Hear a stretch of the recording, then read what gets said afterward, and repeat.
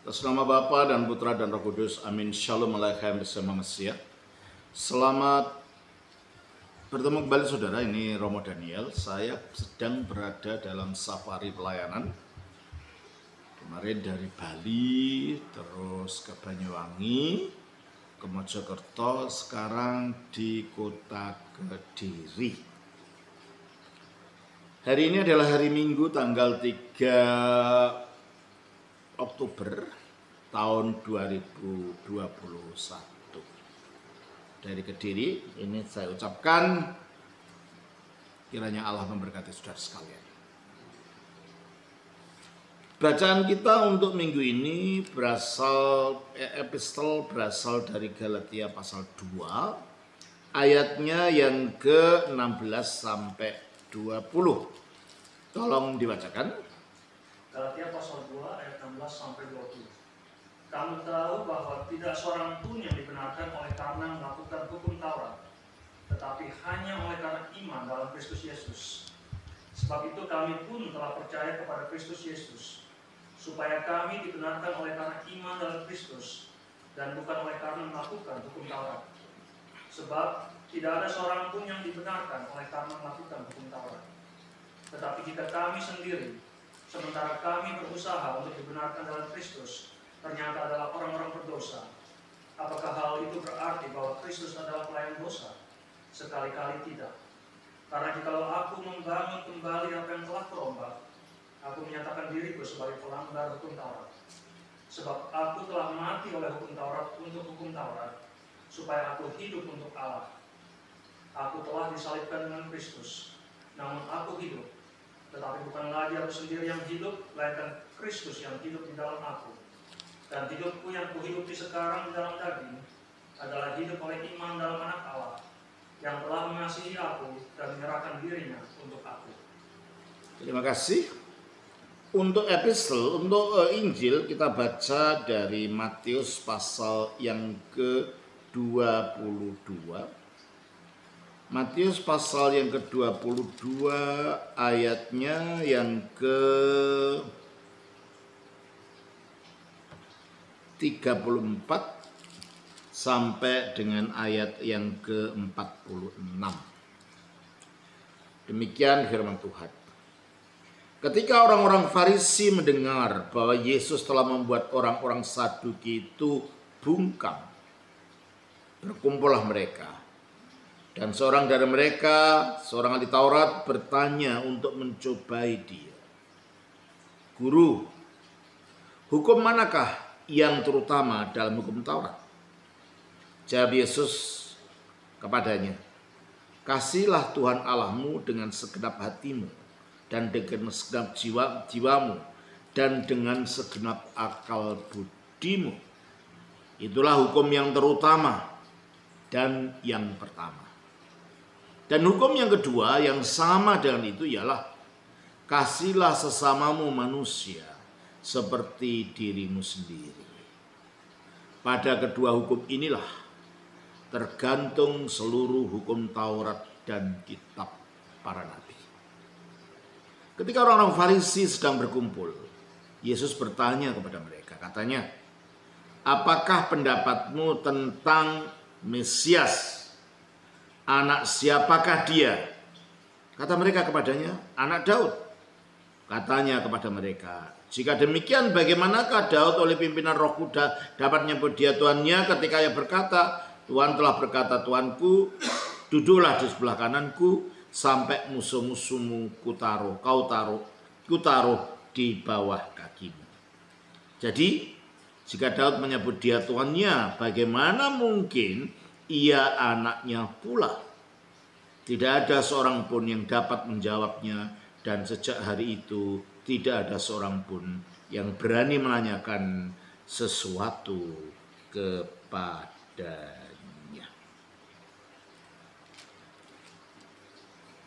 Saudara-saudara, di dalam bacaan ini kita sampai kepada peristiwa sejarah di mana Yesus sedang akan menghadapi masa masa akhir dari pelayanannya. Dia bertemu dengan orang-orang Farisi dan mulai terjadi konflik dengan mereka.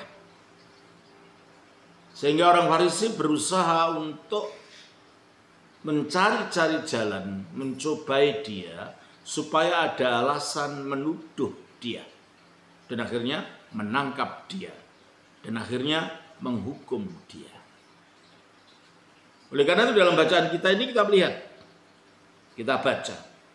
Ketika orang-orang Farisi mendengar bahwa Yesus telah membuat orang-orang Saduki itu bungkam, berkumpullah mereka. Yang memusuhi Yesus bukan hanya kelompok orang Farisi.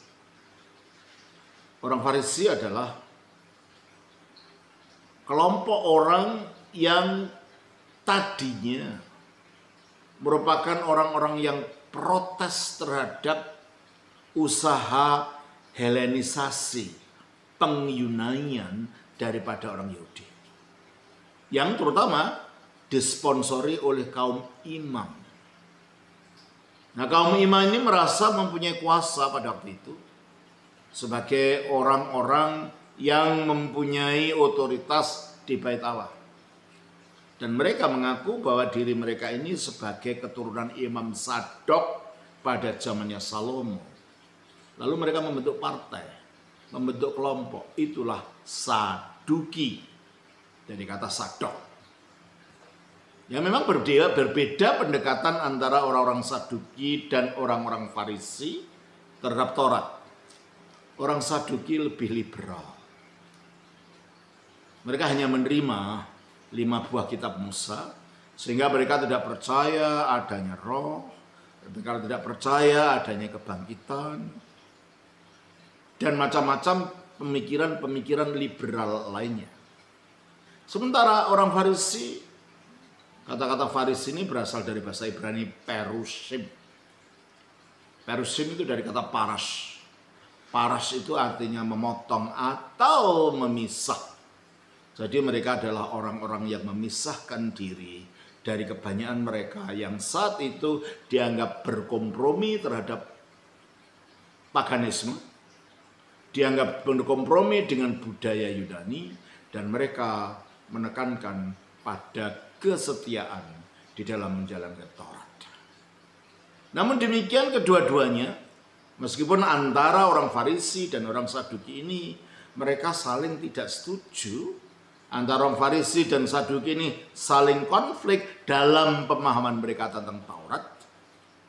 Namun ketika mereka menghadapi Yesus, dua-duanya anti Yesus. Karena mereka tidak percaya Yesus itu Mesias.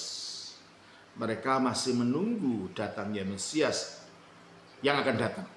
Sampai sekarang orang Yahudi pun tetap tidak percaya bahwa Mesias itu sudah datang di dalam diri Yesus.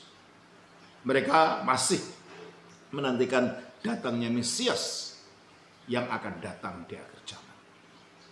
Di dalam kisah kita kali ini, di dalam Matius pasal 22 ayat 31 dikatakan, ketika orang-orang Farisi mendengar bahwa Yesus telah membuat orang-orang Saduki itu bungkam, berkumpullah mereka. Dan seorang dari mereka, seorang ahli Taurat, bertanya untuk mencobai dia. Coba kita lihat di sini. Mereka datang kepada Yesus bukan untuk mencari kebenaran. Mereka bertanya kepada Yesus bukan untuk menemukan hakikat daripada kebenaran itu, tapi mereka datang pada Yesus untuk mencobai dia, untuk menjebak dia, dan untuk mencari kesalahan. Demikianlah, sering orang itu berhadapan dengan kebenaran tapi bukan ingin mencari hakikat kebenaran itu, malah mereka lebih menonjolkan kepada kemampuan otak mereka dan mereka mencari-cari di mana letak kesalahan itu. Terutama kalau sudah berhadapan dengan Yesus. Makanya sekarang itu banyak sekali orang membaca Alkitab, menyelidiki, tapi bukan untuk mencari kebenarannya. menyelidiki untuk mencari-cari kesalahan-kesalahan, mencari-cari kelemahan-kelemahan. Dan ternyata mereka tidak bisa menemukan, akhirnya menemukan kelemahan dari ajaran Alkitab itu, maka mereka membuat cerita-cerita hoax. Mereka membawa cerita-cerita fitnah tentang Kristus. Mereka membawakan cerita-cerita yang dibuat-buat, yang tidak ada kebenarannya di dalam Alkitab. Bahkan mereka mengarang-arang cerita-cerita palsu tentang Yesus untuk mengacaukan orang dan untuk membela kebenaran yang dianggap kebenaran, yang padahal itu adalah kesesatan mereka sendiri. Dan ini yang terjadi dengan orang Farisi ini. Dikatakan di dalam ayat ini, dan seorang dari mereka, seorang ahli Taurat, bertanya untuk mencobai dia, "Guru, hukum manakah yang terutama dalam hukum Taurat?" Ya mungkin mereka mengharapkan Yesus menjawab, "Dengarlah hai orang Israel, Tuhan Allah kita itu Tuhan, itu Esa." Mungkin itu yang diharapkan. Atau mungkin hukum-hukum yang lain. Tetapi Yesus merujuk kepada sesuatu yang bagi mereka sendiri tidak bisa membantah, tetapi sulit untuk menjalankan. Hukum apa? Hukum kasih. Makanya Yesus menjawab Yesus kepadanya, "Kasihlah Tuhan Allahmu dengan segenap hatimu, dengan segenap jiwamu, dan dengan segenap akal budimu."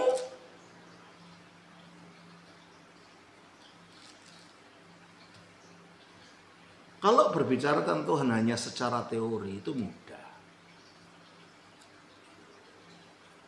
Menjalankan itu yang sulit. Banyak orang sekarang berteologi hanya untuk memuaskan rasa ingin tahu mereka. Hanya untuk menunjukkan bahwa mereka pandai tahu masalah ini dan masalah itu. Tetapi pada akhirnya ketika teologi itu hanya tinggal sebagai ilmu dan tidak membentuk kehidupan, teologi yang demikian tidak bermanfaat apa-apa. Oleh karena itu Yesus jawabnya langsung kepada permasalahan yang membutuhkan tindakan. Dan itu permasalahan tidak mudah dilakukan. Mengasihi itu tidak mudah dilakukan. Dan ada orang mengatakan ketika Yesus mengatakan kasihlah Tuhan Allahmu dengan segenap hatimu, dengan segenap pikiranmu, katanya Yesus itu meniru ajaran Buddha katanya. Karena menurut mereka Yesus itu pada waktu kecil, ya, dari masa umur 13 tahun yang terakhir kali dia nampak di kitab suci dan datang ke bait Allah dengan Maria dan bapak angkatnya Yusuf dan berdebat atau berargumentasi dengan ahli-ahli Taurat di bait Allah. Lalu sesudah itu nggak ada ceritanya sampai umur 29 dia muncul dibaptis oleh Yohanes Pembaptis. Lalu pertanyaannya, kemana Yesus pergi? Selama masa umur 13 tahun sampai 29 tahun atau mungkin 30 dia muncul ya. Coba kita baca dalam Lukas pasal yang ke-10. Lukas pasal yang ketiga. Ya. Lukas pasal yang ketiga. Kita baca demikian. Ayatnya yang ke-23. Ketika Yesus memulai pekerjaannya, ia berumur kira-kira 30 tahun. Dan menurut anggapan orang, ia adalah anak Yusuf, anak Eli. Dan seterusnya. Ketika Yesus memulai pekerjaannya, ia berumur kira-kira 30 tahun. Nah kalau gitu antara umur 13 tahun sampai 30 tahun dia kemana? Maka muncullah suatu teori yang liar. Bahwa Yesus pergi ke Mesir untuk belajar magic. Yesus pergi ke India, Yesus pergi ke Tibet untuk belajar ajaran-ajaran Buddha, sehingga ajaran tentang kasih ini menurut orang-orang ini dengan teorinya yang liar ini dikatakan itu belajar dari agama Buddha. Ini teori terlalu liar. Pada waktu Yesus mengatakan kasihlah Tuhan Allahmu dengan segenap hatimu, dengan segenap pikiranmu, dia tidak lari kemana-mana. Dia mengutip dari kitab Taurat itu sendiri, bukan dari agama Buddha. Ulangan pasal 6 ayat yang ke-8.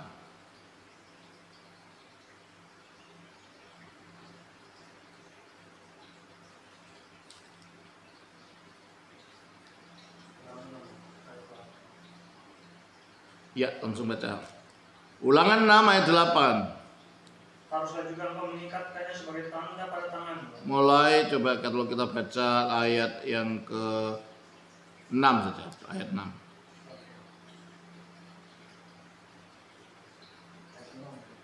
Lima 6. Kasihilah Tuhan Allahmu dengan segenap hatimu, dan dengan segenap jiwamu, dan dengan segenap kekuatanmu. Apa yang kuperintahkan kepadamu. Jadi kita lihat ini bahwa mengasihi Tuhan Allah dengan segenap jiwa, dengan segenap pikiran, dengan segenap hati. Itu Yesus tidak meniru dari Sang Buddha, tidak. Yesus tidak pergi jauh-jauh ke Tibet hanya untuk belajar itu. Karena di Taurat pun sudah diajarkan dan jelas Yesus ini mengutip dari Taurat. Yesus tidak pernah pergi ke Tibet. Yesus tidak pernah pergi ke India. Buktinya apa? Kita baca di dalam Markus pasal 6. Ayat 3. Bukankah dia ini tukang kayu? Bukankah dia? Coba mulai ayat yang ke-1 aja deh. Kemudian Yesus berangkat dari situ dan tiba di tempat asalnya. Sedang murid-muridnya mengikuti dia. Tempat asalnya maksudnya kampung halamannya. Dan kampung halamannya itu di Nazaret. Berarti dia sedang pergi ke kampung Nazaret. Di sini. Terus? Pada hari Sabat ia mulai mengajar di rumah ibadat. Dan jemaat yang besar takjub ketika mendengar dia. Dan mereka berkata, dari mana diperolehnya semuanya itu? Hikmat apa pulakah yang diberikan kepadanya? Ya. Kalau mereka tahu, sadar bahwa Yesus pernah pergi kemana-mana sampai bertahun-tahun, pasti mereka tidak bertanya dari mana itu.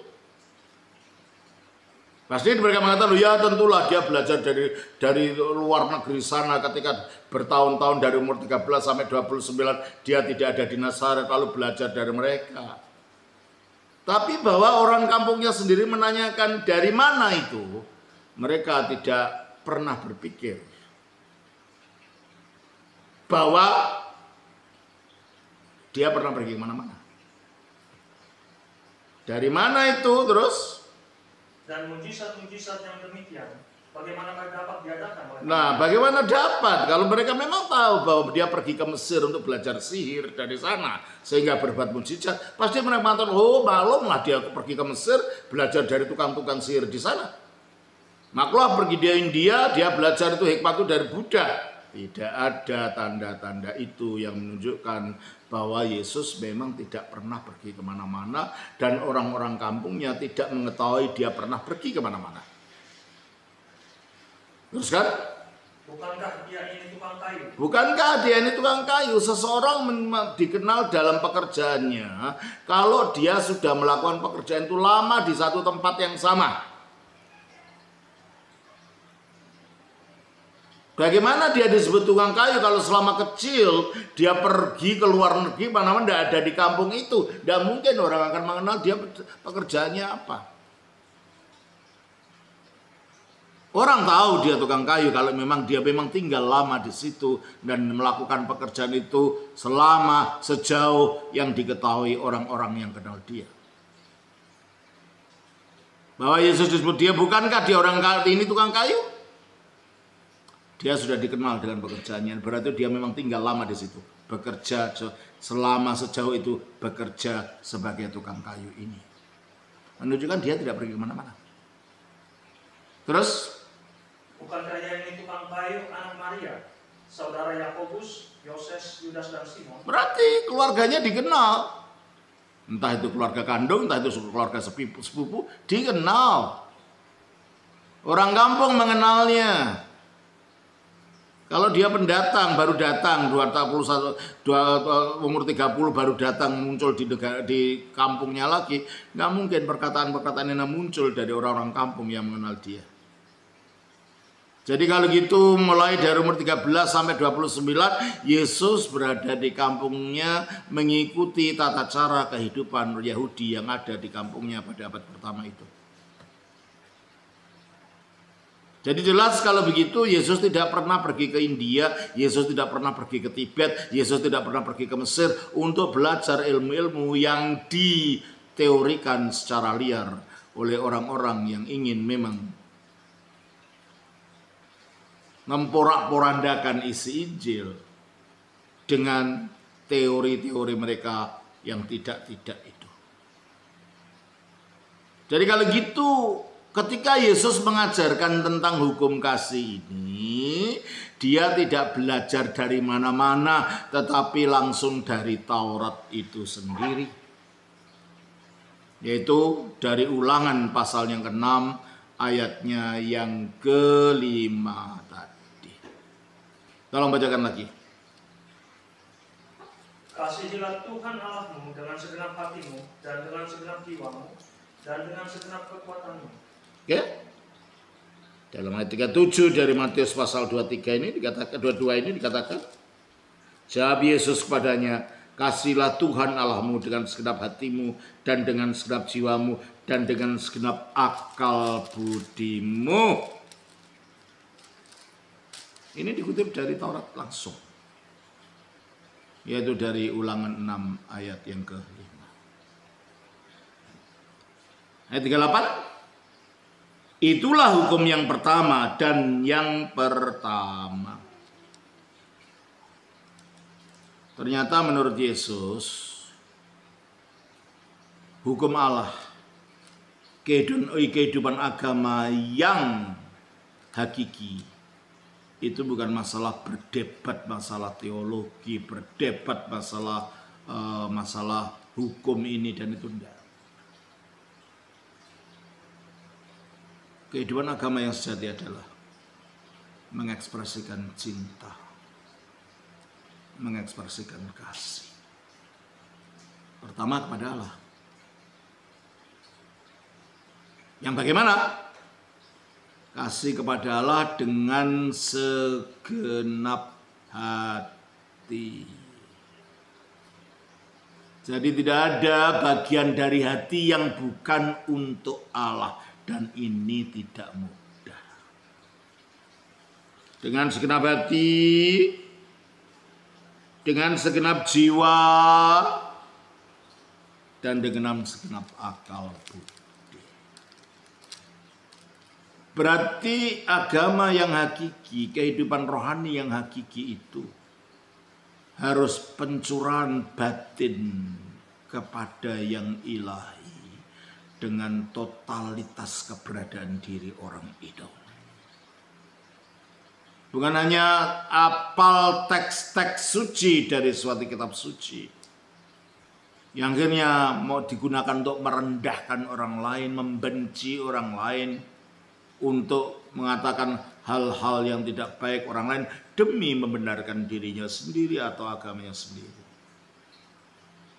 Agama yang benar adalah hati yang mengasihi Allah. Dan dampaknya, dan kata Yesus, itulah yang utama dan yang terutama dan yang pertama. Dan dampaknya adalah ayat 39. Dan hukum yang kedua yang sama dengan itu, ialah kasihlah sesama manusia seperti dirimu sendiri. Ini pun bukan dari ajaran Sang Buddha. Ini pun berasal dari Taurat itu sendiri. Imamat 19 ayat 18. Janganlah engkau menuntut balas, dan janganlah menaruh dendam terhadap orang-orang sebangsamu, melainkan kasihilah sesamamu manusia seperti dirimu sendiri. Oke, Taurat kan itu. Yang satu dari Ulangan 6 ayat 5. Yang satu dari Imamat 19 ayat 18b. Dan Yesus mengatakan itulah inti daripada keagamaan yang benar. mengasihi Allah dengan efek mengasihi sesama. Jikalau kita beragama tujuannya untuk meninggikan diri, supaya dianggap orang pinter, supaya dianggap orang hebat, supaya dianggap ini, dianggap itu, kita keliru dalam beragama. Jikalau kita beragama supaya dipuji orang, oh salehnya orang itu, oh baiknya orang itu. Kalau semuanya untuk aku dan untuk ego, di mana tempat untuk Allah? Padahal Yesus mengajarkan yang pertama sekali adalah kasihlah Tuhan Allahmu, bukan kasihlah dirimu sendiri dalam pengertian menonjolkan diri dengan segenap hatimu. Kalau segenap hati digunakan untuk mengasihi Allah, tidak ada hati itu tempat untuk menyombongkan diri dan mengasihi diri dalam arti yang negatif. Kalau segenap jiwa digunakan untuk mengasihi Allah, di mana ada ruang untuk menyombongkan diri? Dan kalau segenap akal budi itu digunakan untuk mengasihi, di mana ada pikiran-pikiran yang menyimpang daripada tujuan untuk membuat hati ini manunggal dan menyatu dengan Allah. Dan selanjutnya dikatakan, yang kedua, hukum yang kedua yang sama dengan itu ialah kasihilah sesamamu manusia. Mengasihi manusia, sesama manusia, itu menghendaki yang terbaik dari orang itu. Menghendaki yang terbaik terjadi pada orang itu, menghendaki supaya orang itu mengalami kebahagiaan lebih dari dirinya sendiri. Dan ini tidak mudah. Ini cenderung egois, cenderung maunya kita yang dikenal, kita yang mendapatkan sesuatu, kita yang bahagia. Tetapi Kristus mengajar, kasihlah sesama manusia seperti dirimu sendiri. Nah, kalau kita punya pernyataan di dalam bahasa sehari-hari, kalau nggak mau dicubit jangan nyubit gitu kan. Kalau Injil malah mengatakan, lakukan sesuatu kepada orang seperti yang kau inginkan orang itu berlakukan diri kepada. Berarti kita diperintahkan untuk proaktif di dalam mengasihi. Bukan sekedar kalau tidak mau dicubit jangan nyubit. Bukan sekedar itu. Hanya sebagai reaksi, tetapi sebagai proaktif untuk melakukan lebih dulu kasih kita kepada sesama kita. Nah, beragama yang demikian ini tidak mudah. Sebab kita ini manusia yang cenderung untuk egois.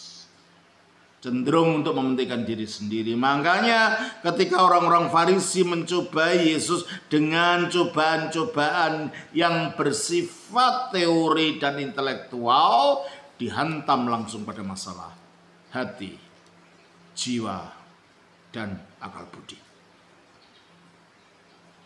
Kita melihat jiwa dan akal budi yang bagaimana? Bagaimana kita mensikapi sesama kita?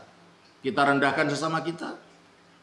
Kita jelek-jelekan sesama kita demi meninggikan diri kita? Ada orang yang begitu. Supaya dirinya dianggap benar, dianggap baik, supaya dirinya dianggap hebat, tidak segan-segan dia menjelek-jelekan temannya. Oh dia begini, dia begitu, dia itu. Maksudnya supaya yang diajak ngomong, saya lo enggak gitu. Gitu. Tujuannya untuk mengangkat dirinya. Kalau ini semua saudara yang ada dalam diri kita, biarpun kita mengaku diri kita beragama,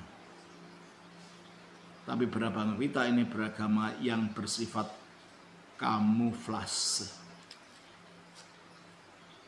Beragama hanya untuk menutupi diri supaya dianggap orang, dan pada akhirnya agama yang dimiliki itu agama kosong, melompong karena tidak mempunyai nilai apa-apa di dalam hatinya. Karena orang yang demikian itu hanya dirinya yang diperdulikan. Dan dia rela untuk memanfaatkan orang lain supaya dirinya ini yang dianggap orang lain. Ngeri. Ketika kita menggunakan agama untuk hal-hal yang demikian. Yesus mengkritik sikap demikian melalui sikap orang Farisi dengan ajarannya. Kasihilah Tuhan Allahmu dengan segenap hatimu, segenap pikiranmu, dan segenap akal budimu. Dan kasihilah sesamamu seperti engkau mengasihi dirimu sendiri. Artinya gimana? Kalau kita tahu kita nggak mau kelaparan, kalau kita melihat orang kelaparan, jangan dilewati gitu aja. Kita selalu gimana ya rasanya orang lapar seperti itu tidak bisa makan. Kita melihat orang tidak punya baju, telanjang di jalan. Coba renungkan, seandainya aku yang gitu kira-kira gimana? Dan akhirnya bukan hanya mengandai, kalau gitu apa yang harus dapat kuperbuat untuk membuat orang ini lebih bahagia. Mengasihi sesama artinya menginginkan kebahagiaan orang lain itu daripada kebahagiaan diri kita sendiri. Ini enggak mudah. Ini tidak mudah. Makanya Yesus menantang ini kepada orang-orang Farisi ini untuk supaya mereka menyadari bahwa kamu mencobai aku ini, kamu sudah tengok dirimu sendiri enggak? Kamu mencobai aku ini, kamu sudah mawas hatimu atau belum? Kalau kamu sendiri tidak mawas dirimu, jangan hanya mencari-cari salah orang. Jangan mencari kelemahan orang. Kamu beragama hanya jubahnya saja. Kamu beragama hanya luarnya saja. Dan Kristus mengendaki kalau kita beragama harus dari hati dan harus untuk tujuan kebaikan orang lain juga. Makanya di dalam iman Kristen, kenapa sih kita disebut anak-anak Allah? Karena di dalam dunia ini ada 3 jenis manusia. Manusia jenis budak. Budak, dia melakukan tugasnya bukan karena dia sukacita melakukan itu, sebab dia takut kalau tidak melakukan dipukuli sama Tuhannya. Jikalau kita berbuat baik tujuannya supaya tidak masuk neraka, mental kita mental budak. Karena hanya rela melakukan hanya untuk menghindar supaya tidak dipukuli sama Tuhan kita. Nah, itulah orang yang melakukan berbuat baik tujuannya supaya tidak masuk neraka. Itu mental paling rendah itu. Ketika perbuatan baik kita ini tujuannya hanya sekedar supaya menghindar dari siksaan. Ada lagi mental pembantu rumah tangga. Pembantu rumah tangga itu bekerja tujuannya apa? Supaya dapat upah. Sebab kalau tidak kerjakan nggak akan dapat upah dari tuannya, dari nyonya yang ada di rumah itu. Demikianlah kalau kita melakukan perbuatan baik tujuannya untuk dapat pahala masuk surga, mental kita tidak beda dengan mental bedinda ini. Mental daripada pembantu rumah tangga ini. Dan dua-duanya bukan mental bagi seorang yang percaya pada Kristus. Maka kita disebut anak. Mengapa? Sebab anak itu membantu mamanya di rumah, membantu orang tuanya di rumah. Bukan karena takut dipukuli sama orang tuanya. Kalau nggak melakukan. Bukan pula karena dia mengharapkan upah dari orang tuanya itu supaya dibayar. Enggak. Dia melakukan ini karena cinta dan bakti kepada ayah dan ibunya. Itulah sebabnya kita disebut sebagai anak Allah. Diharapkan kita memiliki cinta kasih yang mendalam. Segala sesuatu yang kita lakukan itu tujuannya hanya karena kita cinta, kita bakti kepada Allah.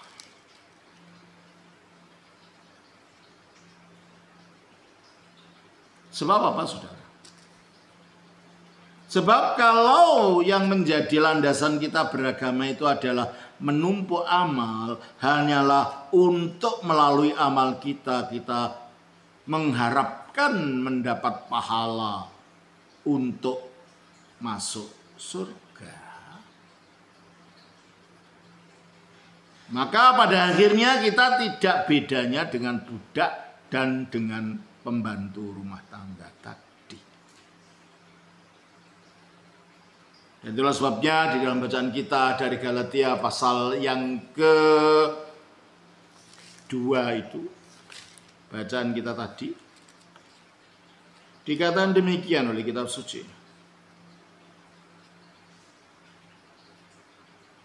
Pasal 2 ayatnya yang ke-16. Kamu tahu bahwa tidak seorang pun yang dibenarkan oleh karena melakukan hukum Taurat.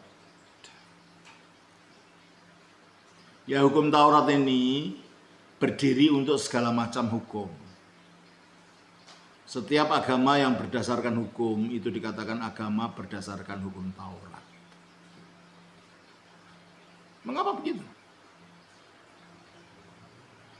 Kita tidak bisa dibenarkan, dianggap sempurna dan benar di hadapan Allah dengan hukum Taurat. Mengapa? Sebab hukum Taurat itu tuntutannya 100%. Nggak bisa kita lakukan 80%, nanti ditimbang. Nggak ada cerita timbang-timbangan itu dalam Alkitab. Apakah kita jalankan sepenuhnya atau tinggalkan sepenuhnya? Galatia pasal yang ketiga, ayatnya yang ke-10. Karena semua orang yang hidup dari pekerjaan hukum Taurat berada di bawah kutuk. Bukan karena Taurat itu kutuk, bukan. Masalahnya bukan Tauratnya. Kalau Taurat itu sempurna. Taurat itu sempurna. Hukumnya sempurna. Roma 7 ayat 14.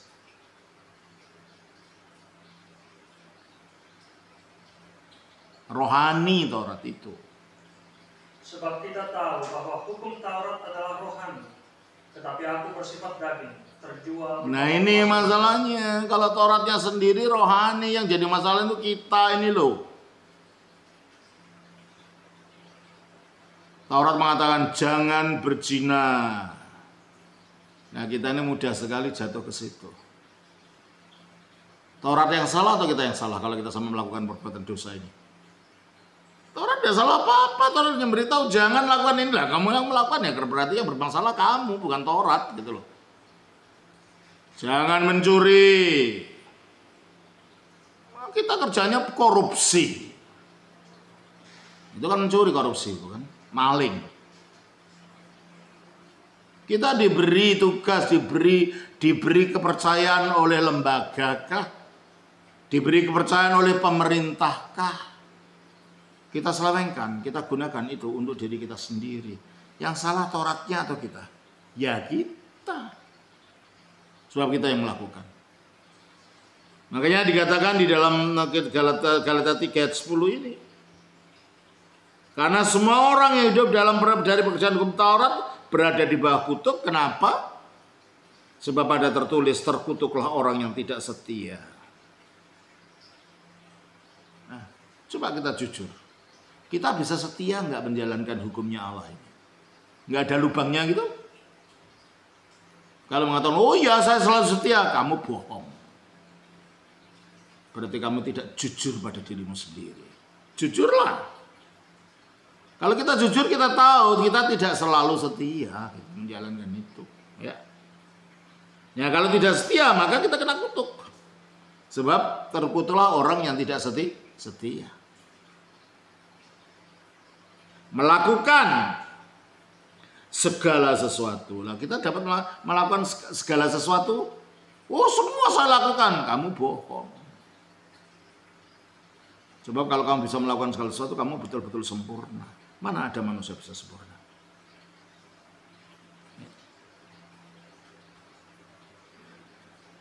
Melakukan segala sesuatu yang tertulis dalam kitab hukum Taurat. Berarti kalau begitu, jikalau yang menjadi tumpuan kita untuk mendapat perkenan Allah, diberikan Allah dengan melakukan hukum Taurat, kita tidak akan pernah mencapai itu. Masalahnya bukan Tauratnya yang salah. Yang salah kitanya ini loh. Itu satu. Yang kedua, ada ketetapan di dalam kitab suci, dalam Yakobus pasal 2 ayatnya yang ke-10.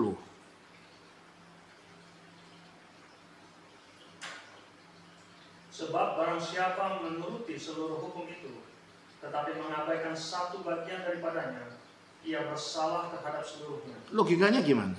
Logikanya gini. Kita ada di tengah-tengah, kita dilingkari hukum. Jangan mencuri, jangan berzina, jangan berkata, jangan ini, harus ini. Kita dilingkar. Kita tidak usah melanggar semua. Langgar satu saja, keluar dari lingkaran enggak? Ya. Langgar satu saja hukum itu, kita keluar dari lingkaran hukum itu. Berarti satu yang kita langgar, semuanya jadi terlanggar. Kapan kita akan menumpuk amal? Kapan kita akan menumpuk amal untuk dapat pahala? Enggak ada.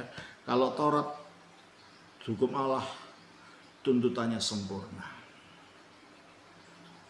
Satu dilanggar, terlanggar semua. Seperti pepatah, panas setahun dihapus oleh hujan sehari. Makanya kalau kita mengatakan kita ini sempurna, pernah berdosa, kita pendusta. 1 Yohanes 1 ayat 8. 1 Yohanes 1 ayat 8. Jika kita berkata bahwa kita tidak berdosa, maka kita menipu diri kita sendiri. Nah, iya loh. Kalau kita sadar dan kita mawas diri, mungkin kita tidak mencuri, tetapi kita benci orang. Mungkin kita tidak berzina, tetapi dalam diri kita menyimpan dendam. Itu sudah sama saja, dosa juga. Jadi kalau kita mengatakan aku tidak berdosa, apa katanya? Kita menipu diri kita sendiri. Terus? Dan kebenaran tidak ada di dalam kita. Iya, kita kena ada kebenaran karena kita tidak jujur pada diri kita. Karena kita tidak jujur. Itulah sebabnya, saudara, kalau kembali kepada Galatia 3:2 ini, kan kamu tahu bahwa tidak seorang pun yang dibenarkan oleh karena melakukan hukum Taurat, tetapi hanya oleh karena iman dalam Yesus Kristus Yesus. Kok bisa? Hanya iman dalam arti apa? Karena Kristus melalui kematiannya di atas salib, yang kematian itu merupakan wujud ketaatannya. Coba kita baca di dalam Filipi 2 ayat 8. Dan dalam keadaan sebagai manusia, ia telah merendahkan dirinya dan taat sampai mati, bahkan sampai mati di kayu salib. Nah, matinya di kayu salib itu wujud ketaatan, dan yang taat ini bukan hanya seorang manusia, anaknya Maryam. Yang taat itu firman-Nya Allah yang jadi manusia. Sehingga ketaatan firman Allah yang menjadi manusia akhirnya bersifat universal, berlaku untuk semua manusia.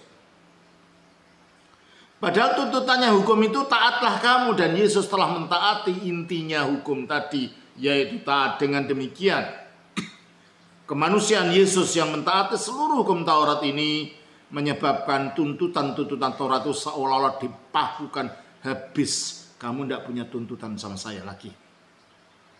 Kolose 2 ayat yang ke-14.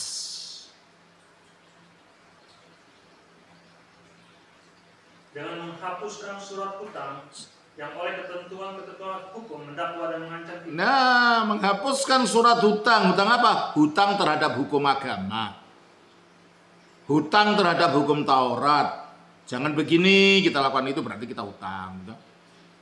Makanya kalau orang mau hidupnya agama itu hanya dasarnya hukum, perintahnya lah tunaikan, menunaikan karena itu karena hutang gitu loh. Nah, kalau kita tidak bisa menjalankan hukum itu berarti kita punya hutang banyak terhadap Allah, terhadap hukumnya. Dan Yesus dengan matinya di atas salib menggenapi tuntutan hukum yang itu taat itu, dan dengan demikian tuntutan hukum, dakwaan hukum itu dipakukan di atas salib itu. Coba baca dalam ayat 14 itu. Dengan menghapuskan surat hutang yang oleh ketentuan-ketentuan hukum mendakwa dan mengancam kita, dan itu ditiadakannya dengan memakukannya pada kayu salib. Nah, tuntutan hukum itu ditiadakan dengan ketika Yesus dipaku di atas salib, menggenapi tuntutan hukum yaitu taat. Dengan demikian, harga yang harus dibayar untuk Taurat telah dibayar harganya waktu Yesus mati di atas salib. 1 Korintus pasal 6 ayatnya yang ke-20.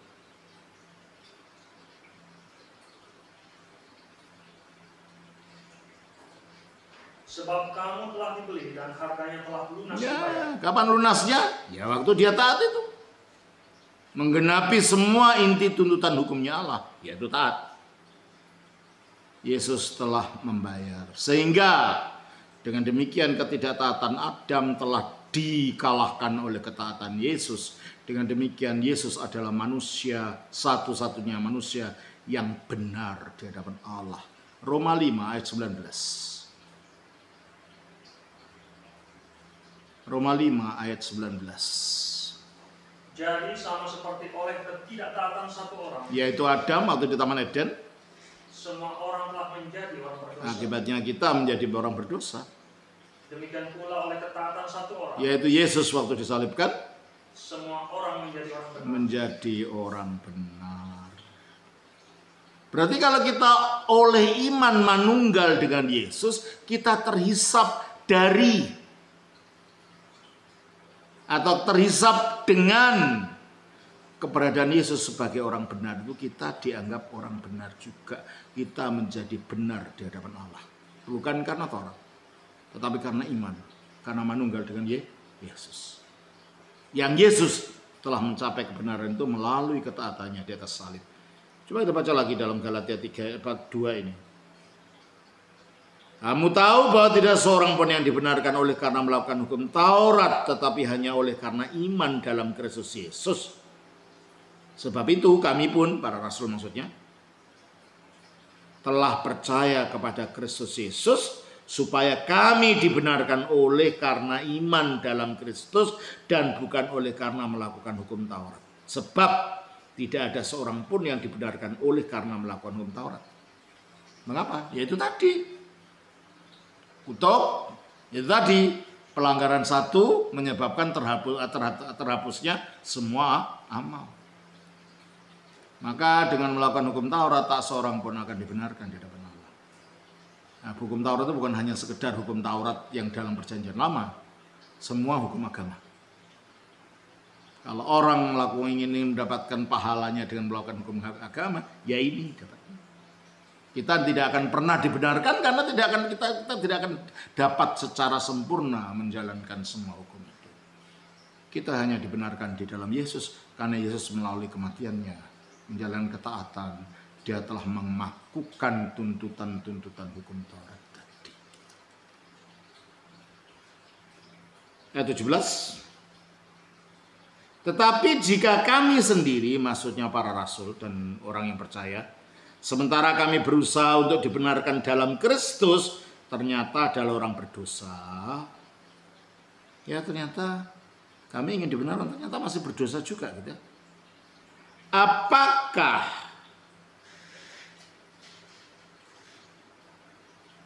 hal itu berarti bahwa Kristus adalah pelayan dosa? Sekali lagi tidak. Dia bukan pelayan dosa, justru mati di salib itu untuk mengalahkan dosa itu, yaitu ketidaktaatan. Kita orang berdosa, tapi dosa kita di dalam Kristus telah dikalahkan melalui tubuh kemanusiaannya. Dengan taat itu dosa dijatuhi hukuman dalam tubuhnya Yesus. Kita baca di dalam Roma pasal 8 ayat 3.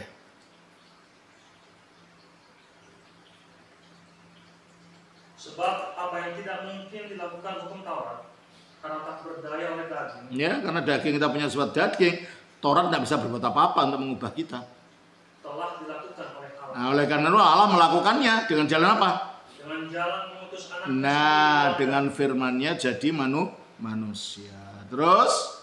Yang serupa dengan daging yang dikuasai dosa. Ya, seperti daging yang dikuasai dosa itu adalah manusia yang bisa mati. Yesus pun mati, tapi bangkit lagi.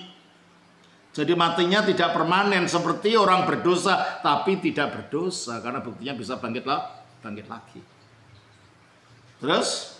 Ia telah menjatuhkan hukuman atas dosa di dalam daging. Dia telah menjatuhkan hukuman atas dosa, yaitu ketidaktaatan di dalam daging. Daging apa? Dagingnya sendiri waktu disalib itu. Makanya kalau kita menyatu kepada kemanusiaan Yesus dengan iman, kita pun akhirnya dibenarkan, dianggap benar oleh Allah karena kita menyatu dengan pembenaran yang telah terjadi di dalam diri Yesus. Ayat 18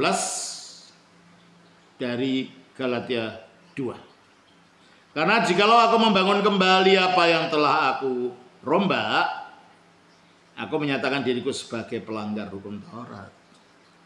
Ya, kalau aku telah rombak artinya aku tidak lagi Taurat menjadi landasanku tetapi pada Yesus, dan aku bangun lagi mau mendirikan hukum Taurat lagi, mau disunat, mau ini, berarti aku justru melanggar Taurat. Aku rombak kok dirikan lagi.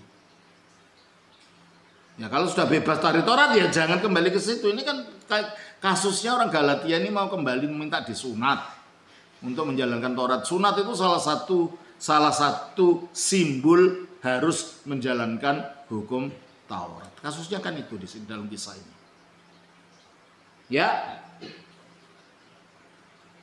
Sebab aku telah mati oleh hukum Taurat untuk hukum Taurat. Gimana aku mati untuk hukum Taurat?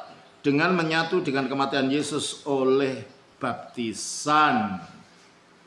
Manusia lama kita telah dikuburkan bersama Kristus sehingga kita bukan lagi budaknya Taurat.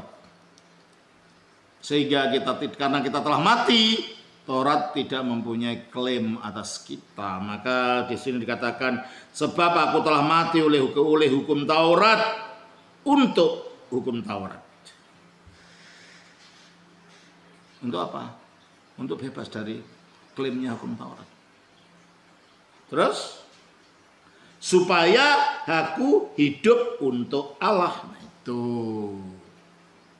Supaya tujuannya sekarang hidupku untuk Allah. Bukan hukum ini, hukum itu. Untuk Allah dengan segenap hatinya. Dengan segenap pikiran. Dengan segenap akal budi. Aku telah disalibkan dengan Kristus itu. Kapan kita disalibkan? Waktu kita dibaptiskan. Kita menyatu dengan penyaliban Kristus. Nah sekarang, karena disalibkan dengan Kristus, tapi juga menyatu dengan kebangkitannya. Makanya 20, namun aku hidup. Nah itu, karena menyatu dengan kebangkitannya di dalam baptisan tadi. Tetapi bukan lagi aku sendiri yang hidup. Sekarang hidupku bukan lagi egoku yang seharusnya begitu untuk semua. Melainkan Kristus yang hidup di dalam aku. Itu. Kita betul-betul rela memberikan Kristus tempatnya. Sekarang bukan aku lagi, akuku yang lama. Yang berada di bawah kendalinya Taurat. Tapi yang baru yang adalah Kristus hidup di dalam kita. Dan hidupku yang kuhidupi sekarang di dalam daging sebagai manusia adalah hidup oleh iman. Iman apa? Iman dalam anak Allah yang mengasihi aku dan menyerahkan dirinya untuk aku. Itu hidup kita sekarang. Kalau anak Allah telah menyerahkan dirinya untuk aku harus menyerahkan diriku untuk Tuhan dan untuk sesamaku.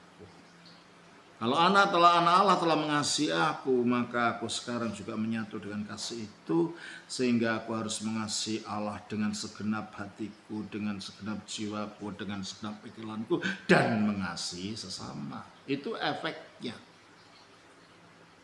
Ketika dogma, ketika teologi itu hanya teori intelektual, itu tidak akan membawa kita kemana-mana.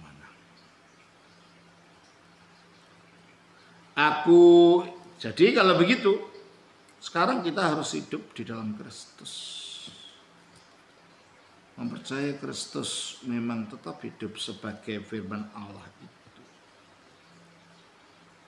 Itulah sebabnya selanjutnya, kalau kita kembali ke Matius ayat 41, pasal yang kedua-dua ayat 41. Ketika orang Farisi sedang berkumpul, Yesus bertanya kepada mereka, katanya, apakah pendapatmu tentang Mesias? Anak siapakah dia? Akhirnya mereka diarahkan untuk berpikir tentang sumber dari cinta kasih. Untuk dapat melaksanakan cinta kasih yang di atasnya, sumbernya dari siapa? Dari Mesias. Maka mereka ditanya tentang identitas Mesias itu. Apakah pendapatmu tentang Mesias? Anak siapakah dia? Kata mereka kepadanya, anak Daud. Nah, sampai di situ mereka.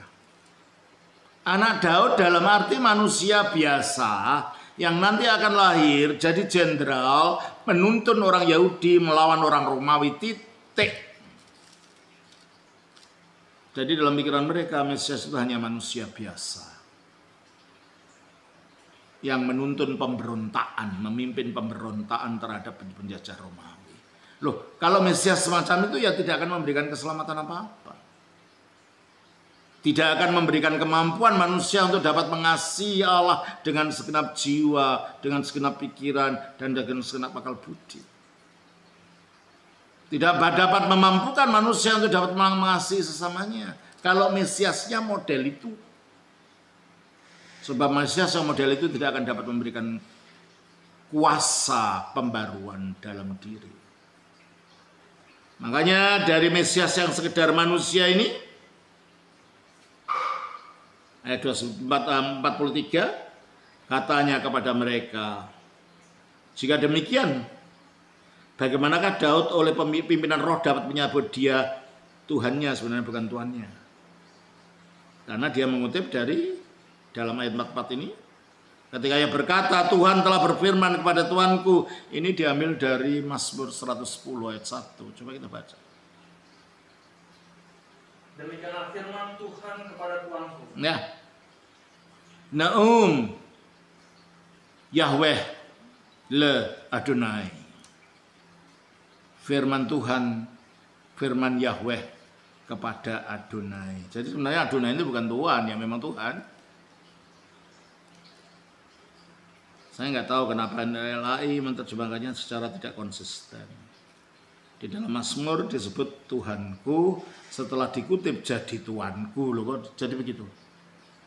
Coba baca lagi di dalam Mazmur 110 itu. Demikianlah firman Tuhan kepada Tuanku. Nah, seharusnya Neum Yahweh le Adonai. Adonai itu Tuhan. Dan ini dikutip di ayat 44 ini. Teruskan, baca. Duduklah di sebelah kananku sampai kubuat musuh-musuhmu menjadi tumpuan kakimu. Padahal kalau kita lihat penerapannya di dalam Kisah Rasul pasal 2 ayat 32. Tolong kita baca.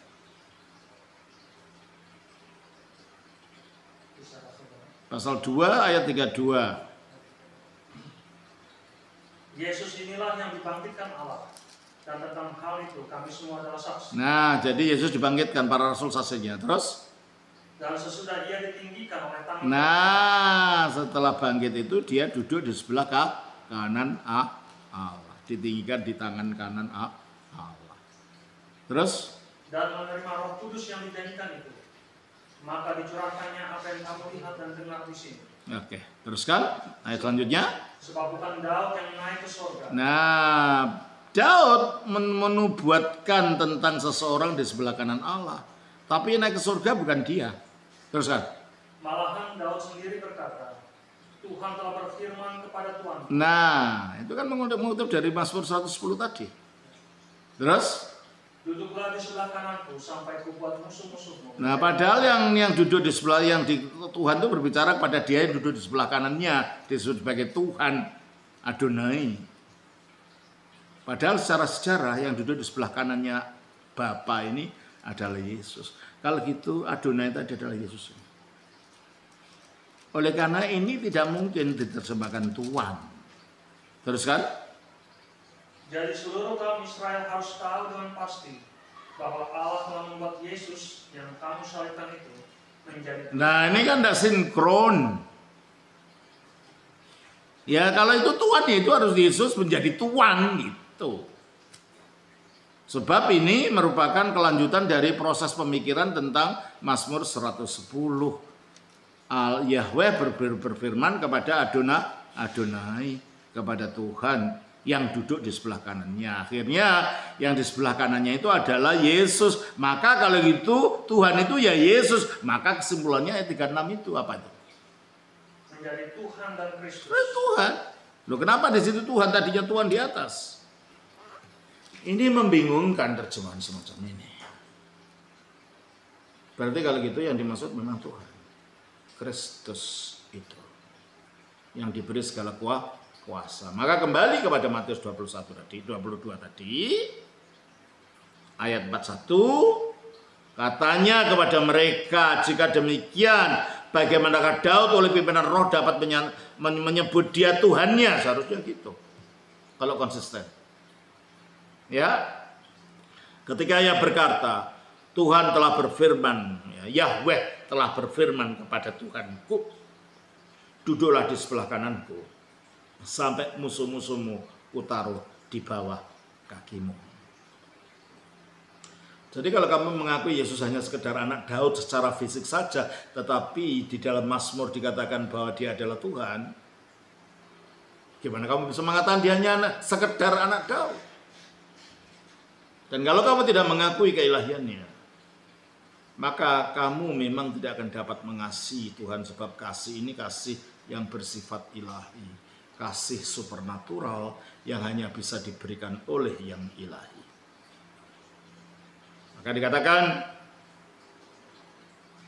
tidak ada seorang pun yang dapat menjawabnya. Ya, akhirnya ada yang jawab karena jawabannya tidak sempurna. Ada data-data lain yang menunjukkan bahwa Mesias bukan hanya sekedar anaknya Daud saja, tetapi juga Tuhannya Daud.